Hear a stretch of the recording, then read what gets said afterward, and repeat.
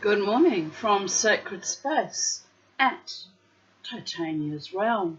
It's the 7th of October 2025, the first day of Sukkot, the festival of booths, and I haven't built one for obvious reasons because I live alone and what's the point? But yes, happy Sukkot to those of you of Jewish traditions or cultural motifs or influences or persuasions or condescensions at times. It's very odd. It's a very difficult thing to be a Jew. It was always a difficult thing and it remains a difficult thing, but we kind of overcomplicate things, don't we? Because it's a big, big universe and everything is oneness ultimately, and it doesn't really matter what religion or faith you ascribe to or subscribe to or participate in, because when the Holy One has his finger upon you, he has his finger upon you, and there's no amount of wriggling or whining or shirking or shrinking will get you out of that relationship, people of Earth. I tried to divorce God once, but God kept coming after me. He's probably my most devoted of lovers. It sounds a bit demonic, doesn't it? Maybe that's the problem. Who knows? But here we are, three-eye atlases flying by and Mama T is getting by and hanging from the chandeliers as she is wont to do, and life is beautiful. I felt inspired, I don't know why, to put on one of my nicest frocks, and I even thought about putting on full makeup, but then I was like, nah.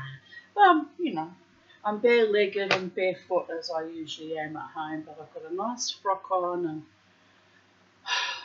I had a better sleep last night, so I feel a bit more human. And I thought, on that lovely note, even though the background noise in my brain is like a kind of a white noise, kind of a, because I'm still kind of exhausted, believe it or not, even though I had a good night. Got lots to catch up on, don't I? Week and a half of insomnia.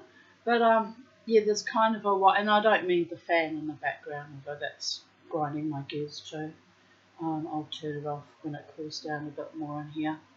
But yeah, there's kind of a background noise.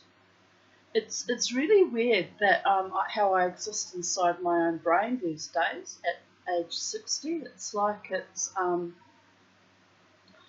compartmentalized, and I can have 3 or 4 things going on at once, like a computer with several windows open. But maybe that's normal. Maybe everyone's like that. It's just that I'm so used to living subpar and unwell and not functioning and mentally not clear that now it's weird that I've got all these things sparking on all channels. So maybe it's a sign that I'm getting better, people of Earth. Or potentially cruising dementia. I don't know. But I'm going to go, because I'm an optimist, I'm going to go feeling a bit better. I mean, I'm up and I'm dressed and I'm functioning and haven't done any work this morning apart from burning a little bit of sticks and stuff in my fire, which my neighbour was fair pissed off about. He made a big dramatic show of closing all his windows, and I guess it is annoying having smoke fly into your house. I burn most days just to get rid of, crap around the garden, but the lawnmower man's due and I just wanted to clean up a little bit. Not that that impacts on the lawnmower man, what's in the brazier, but anyway, that was the only little jobby I've done. And, cleaning the paper off the bottom of the bird cages, my handsome boys, and, changing their water as I do every day. And no job. I'm not going to do any work today. I've decided I'm going to have the equivalent of a Shabbat, a day of rest, because I have not stopped for days and days and days and days. But I say this, and I know what will happen, is later on I'll get bored or start feeling that bathos, that entropy of kind of loneliness, and then I distract myself by spinning wool or creating or doing something. So it's not really work, it's a distraction and keeping my mind occupied and my hands busy and staving off isolation and marginalisation, really. It's a great pity, isn't it, that I never found a tribe to vibe with or that will include me in their network and spend time with me and, enjoy my company. Apart from my wild nights out dancing, they were very lovely and included me for a very long time. And I still strut my stuff even though there's been a bit of fractiousness and upset and disappointment over that broken friendship, aka love connection, whatever the fuck that was. Anyway, Mama T keeps doing these things, so repeat patterns are going to keep repeating until I die, I suppose, or until I find someone that's actually wants me in their life, for real, like wants me, choosing me and only me, because I'm not a polyamorous or a DSM sadomasochistic, self-flagellant fucking piece of shit with a yellow dribbled snake piss. There you go, that's how I feel about it. There's people that want to be cruel to you because they get off on some level. It's evil. I had a lifetime of that with my family of origin. Why would I want that in a potential love affair? Gone wrong. The gone wrong crowd. The gone wrong crowd kind of loves me though. They love it when I go on like this because they know I'm speaking my truth. I'm speaking my truth and they know I deserve better than that, really. Deep down they do know it. But the tragedy is, it's no one's fault actually. It's no one's fault that I was so destroyed and traumatised from early childhood that I was unable to make a success of myself. And my version of success was participating in the music scene and dancing joyously and wildly and triumphantly at times, and that was my little bit of pathetic bit of contributing to humanity and being there in the dance spaces. Sometimes someone would come up and they'd need a kind word or a hug or something, and I was fulfilling some sort of purpose. It's not my fault that they didn't actually want that and didn't communicate it to me to my face and played some sick, twisted game. But, divesting a shaman from her people that actually need her is one of the sickest and most evil and ghastly things a person can do. It truly is, because, human beings need other human beings. We do need them. I say, on good days when I'm feeling empowered, strong, courageous, I don't need any of you motherfuckers, and I can do this all on my own, and hence, after my birthday was viciously sabotaged by a man I thought loved me, well, after that, I did my shenanigans video, which has accrued, over recent months, 600 views. It's a bit odd, isn't it? Me moshing my neck off in the privacy of my own home to all the songs that I like that have potent healing messages for my own personage, and no doubt other people benefited from it because someone goes back and looks at that every day. Don't know who that person is, but someone's going back every day. Once a day, sometimes twice a day, might be two people, I don't know. And, I don't care. I make these videos actually for my own healing, catharsis, truth speaking, authenticity, storytelling, keeping a record of who I am, was, always no doubt shall be. Looks like destined to stay on my own, am I right? So I can't trust in other humans. But on a good day, I don't need you motherfuckers. I can live my own life. And you know what? That too is true. I've been doing it for 60 years and surviving alone. I mean, 10 years, I was alone with my children after my separation and divorce, but after that, completely alone. And in my marriage, I was alone too, very alone. Had to make all the decisions because he was thick and dull as dishwater and just anyway. I was very, very alone and lonely in that marriage. That's why I failed in the end. And I didn't do it lightly because I didn't want my children to be from a broken marriage like I was a product of a broken marriage, and I tried to stay in there, and in the end it was untenable. I was dying mentally, emotionally and physically dying. And if you're lying in bed next to a man that makes you feel like you're dying, that's not love, and that's no way to exist in the world. And so at 29, I got my freedom, but it didn't come lightly and it was hard won.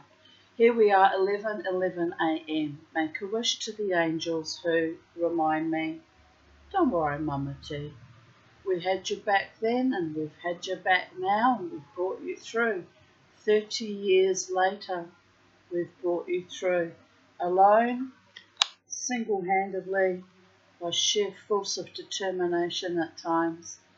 And we recognise your spirit and your heart and your power and your mischief at times.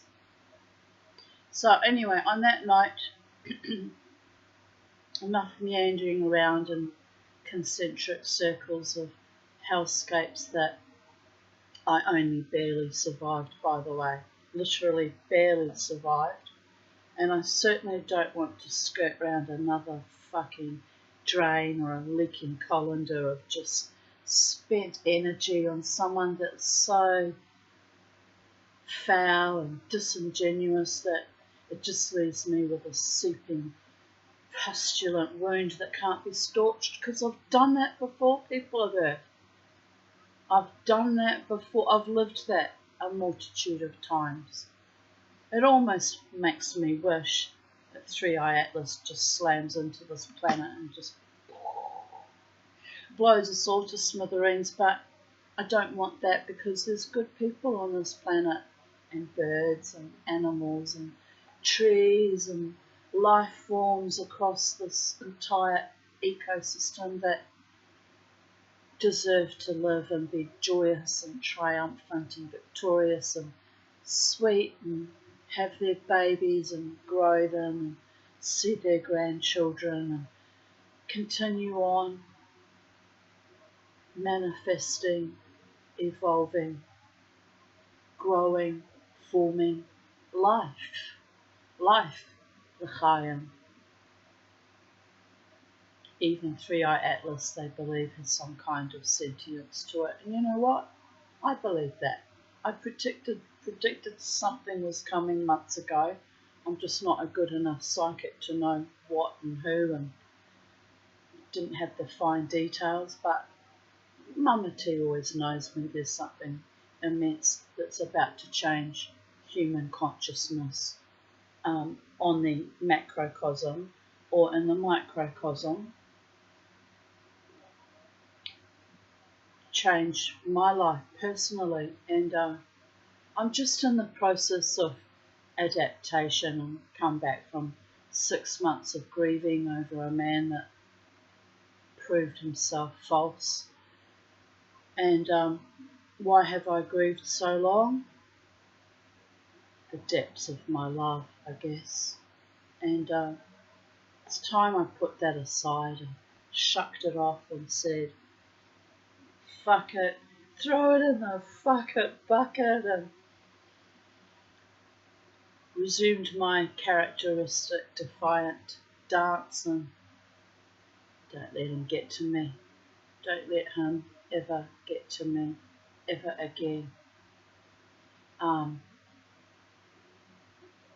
as I wrote this morning, what he did actually backhandedly in a cruel and sadistic way was actually a kindness, because he's not available and he had no intentions of being anything long term with me, but he didn't bother to explain that properly. He just flirted and led me along, thought it was a bit of fun, a bit of a game. And, he's got a long pattern of doing that with women. I did witness him do that to a woman before me, and I kind of already knew that that's what I was going to be dealing with. Deep down, I already knew. That's why I wouldn't sleep with it. One doesn't sleep with men that trivialise women's hearts, minds, and bodies and souls. Unless you're just up for the fuckery, and some women are. They just like to be a vestibule of a piece of schlocky meat, and that's how they operate in this world. But you don't do that to Mama T, to Tanya. You love or you don't love, but you treat her with honour and integrity and truth, and you communicate that, by the way. This is why I stay alone. It's safer for my mental health, especially. It's pragmatic, and it's kinder than to get involved with people who don't have your back, your sides, or your front, and try to make you look ridiculous and tease and taunt you, and then demonise you when you didn't follow through with what they thought they were going to get out of that relationship or friendship or equation. As my psychiatrist said to me in therapy in a recent session, he used me. He liked me performing with the band and used me. And he didn't factor into the equation that in some ways, I guess, I used him too. Had my own little world and carved out a little niche for myself and wanted to be included. And you know what? There's actually nothing wrong with that. Wasn't out to harm anyone, didn't sleep with any of them, and didn't sell my soul out, and didn't betray any of their women, even though they probably think I did, because in the heat of the moment with a few Jack Daniels and the music and the wildness, the energy would build to a kind of an almost orgasmic catharsis. But women of earth, remember, your men went home to you. They did not come home with me. So those of you who thought that I was cheap or worthy of being cheapened,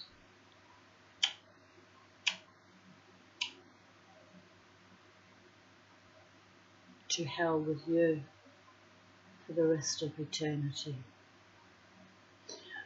And on that note, I'm full fettle this morning. It's synapsing and brain functioning, and it's good and it's bad. Compounds and release mineral. Let me just turn that off and let us begin. Let us begin with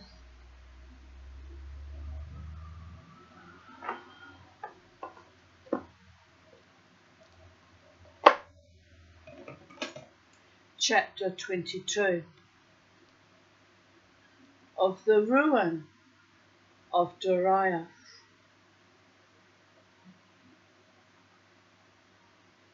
So ended the tale of Turin Turambar, but Morgoth did not sleep nor rest from evil, and his dealings with the house of Hador were not yet ended. Against them his malice was unsated, although Huron was under his eye, and Morwen wandered distraught in the wild. Unhappy was the lot of Huron, for all that Morgoth knew of the working of his malice, Huron knew also. But lies were mingled with the truth, and aught that was good was hidden or distorted. Just checking on my birds. In all ways, Morgoth sought to cast an evil light on those things that Thingol and Melian had done, for he hated them and feared them. It's funny how people do that. Make you rotten and evil because you hate them, or you fear them, or you're envious of them. It's been done to me. It's been done to me.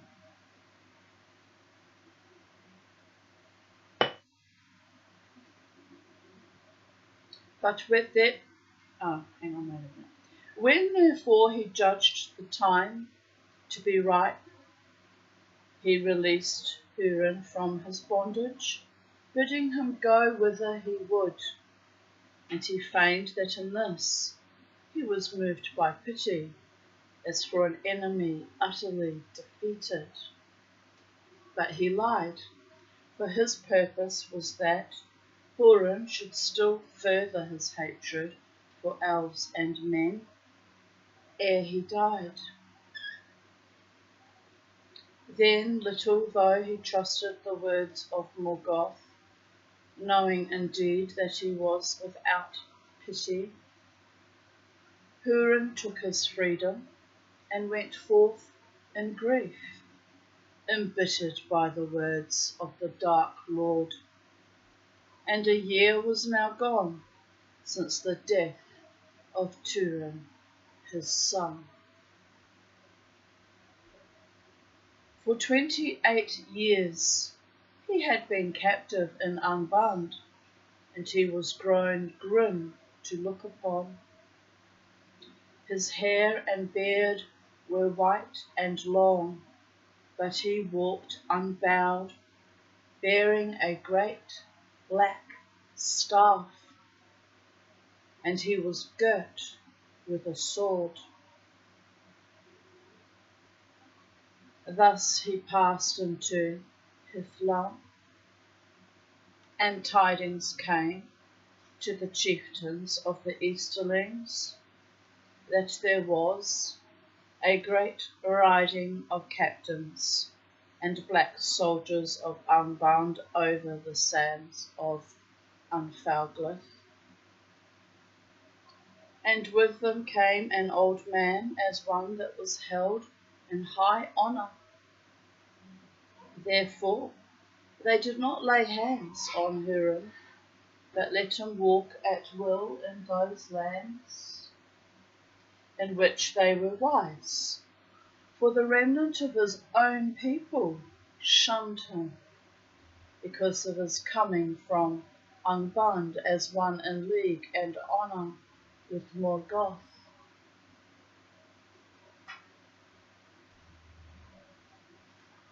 I feel like something quite wonderful is going to happen today, and I don't know, where do I get this idea from? It's odd. It's a bit odd, people are there. Why today? Tomorrow I've got plans to, go somewhere nice with Lynn. So tomorrow is the day. Maybe I'm sensing it earlier. Maybe that's what it is.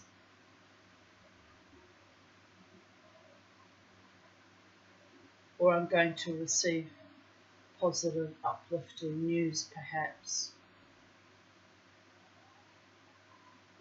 I'm not sure what it is I'm sensing, but it's swirling around me like can't describe it. Just a giant kind of aura of like, don't worry, Mama T, we've got your back and we love you. And maybe I'm dying. Maybe I'm dying, people. If I get like this when I'm dying, I get euphoric and overcompensatory and weird. My psychiatrist reminded me in recent sessions that a witch, the true meaning of the word witch, means wise one, and I don't know why, but today I'm feeling very wise indeed. Wow. The fool and the major, two sides of the same coin. I've been a fool for love, but I've wisely navigated my way through.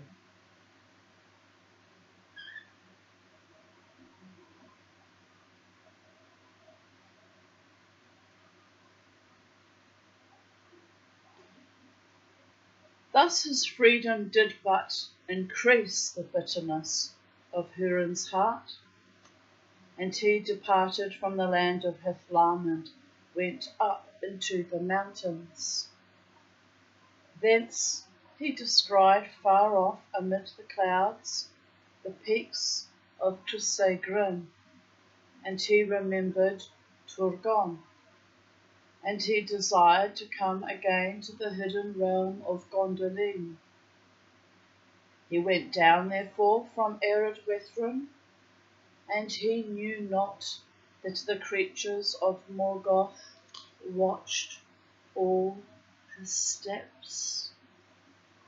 And crossing over the Brithiach, he passed into Dimbar, and came to the dark feet of the Echoriath. Echoriath.